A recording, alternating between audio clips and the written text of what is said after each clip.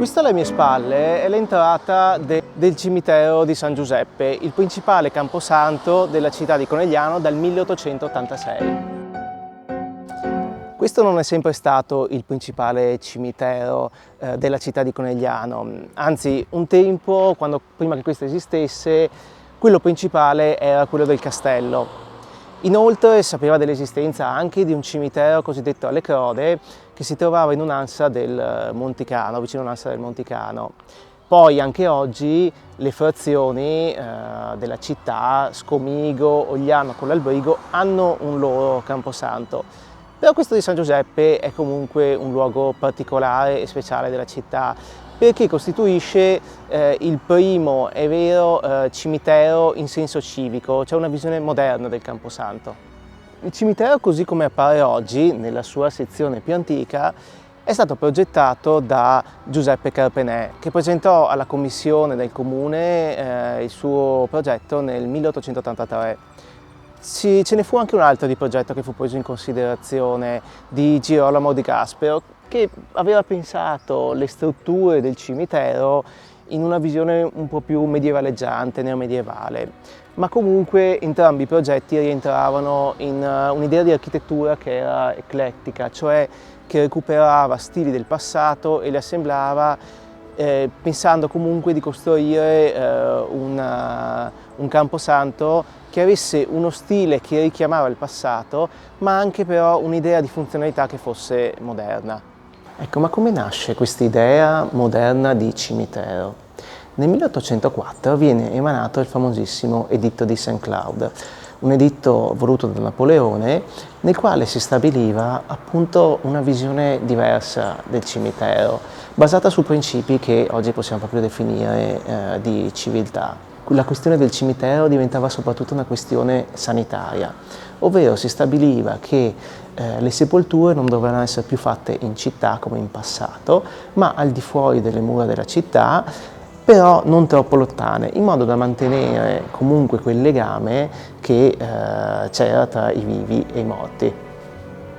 Okay?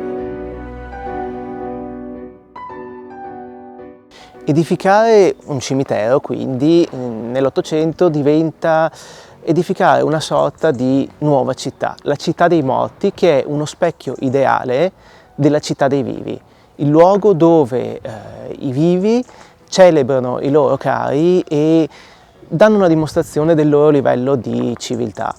Ecco, significava utilizzare dei precisi elementi costitutivi che rendevano l'idea di questa sorta di utopia urbanistica.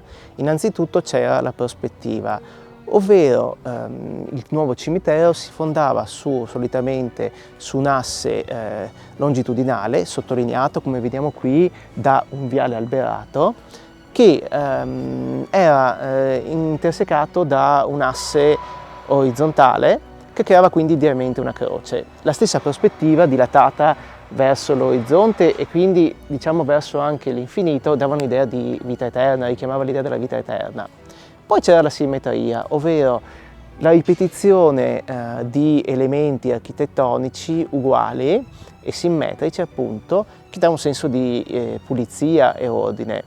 E poi c'era la monumentalità, cioè il ricorso ad architetture alte, grandiose, che appunto nella loro vastità erano una vera e propria celebrazione del culto dei morti. Il cimitero di Conegliano è esemplare di una tipologia ben precisa di creazione del Camposanto che si sviluppa nell'area veneta, è quella del cimitero a recinto, ovvero lo spazio del cimitero viene delimitato da un recinto ben preciso, sviluppato su mura molto alte, monumentali, le quali all'interno si risolvono in una teoria di arcate e portici che erano stati pensati appositamente non solo per motivi di spazio, ovvero per ospitare più tombe possibili, ma anche per ospitare e sottolineare attraverso l'elemento dell'arco, appunto, quelle che erano le famiglie,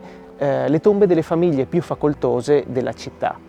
Il cimitero moderno quindi nasce come sorta di museo a cielo aperto, destinato sì ad accogliere i defunti, ma anche a celebrarli attraverso delle opere d'arte che venivano commissionate dalle famiglie, la cui però spesa era un loro onere.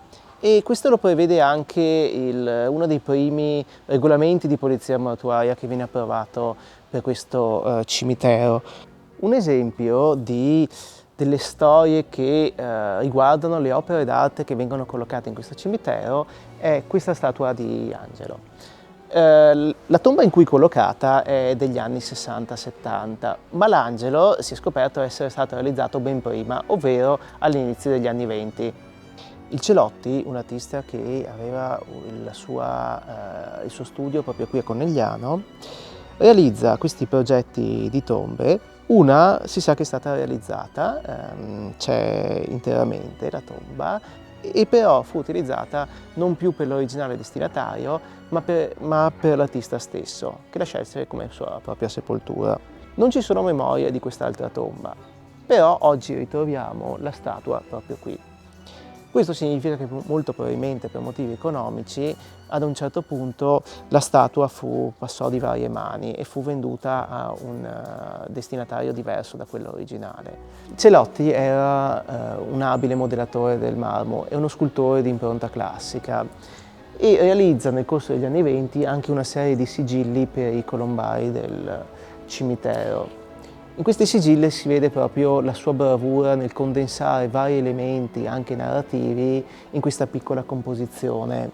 E in questa tomba, che in realtà sono due tombe di marito e moglie, si vede come realizza tutto in un'unica composizione, unita da questi due filari di cipressi messi in prospettiva, che quindi uniscono le due scene e idealmente uniscono anche i due coniugi defunti. Nel corso del Novecento la produzione di lapidi e di decorazioni funerarie è diventata sempre più appannaggio di realtà industriali o comunque artigianali, ma questo non significa che gli artisti siano totalmente usciti dai cimiteri. Infatti, anche dirigendoci nella parte contemporanea del cimitero di Conegliano, riusciamo a trovare delle vere opere d'arte. Questa è una statua realizzata da Carlo Bagliana negli anni '80, solo che non rappresenta la defunta, ma dietro ha una storia molto particolare. L'opera fu commissionata dal marito della defunta, deceduta a causa di un incidente stradale. Quella bambina che qui vedete rappresentata è il più grande desiderio della donna, perché i due coniugi stavano provando ad adottare una bambina e questo però terribile incidente interruppe il loro desiderio e quindi Bagliana, su idea del marito e della moglie, ha rappresentato quello che loro volevano in vita. In questo caso ci troviamo di fronte a un busto realizzato dal maestro ceramista Isidoro Dal Col di Scomigo. In questo caso l'opera rappresenta proprio il defunto, solo che fu fatta post mortem, cioè dopo la morte della persona, sulla base di alcune foto che la vedova dell'uomo aveva fornito all'artista. Realizzò appunto sulla base di queste foto un ritratto molto realistico, con anche dei dettagli molto insistiti, solo che la vedova continuava a guardare quest'opera e non vederci il marito, perché diceva che mancava qualcosa del suo carattere. E alla fine un giorno Isidoro, con la ceramica ancora fresca, decise di muovere e schiacciare un po' la testa del ritratto, cambiare un po' la forma dell'occhio, e in questo modo assunse un carattere completamente diverso con questo piccolo intervento, e la vedova, vedendolo, dice: ecco, finalmente questo è mio marito. Isidoro Dal Col dice: grazie a quest'opera ho capito una cosa, che il ritratto non è semplicemente una questione di rappresentare una persona nella maniera più realistica possibile. Quella persona devi sempre averla di fronte, perché solo in quel modo potrai capire il suo carattere e tradurlo nella sua opera che lo rappresenta.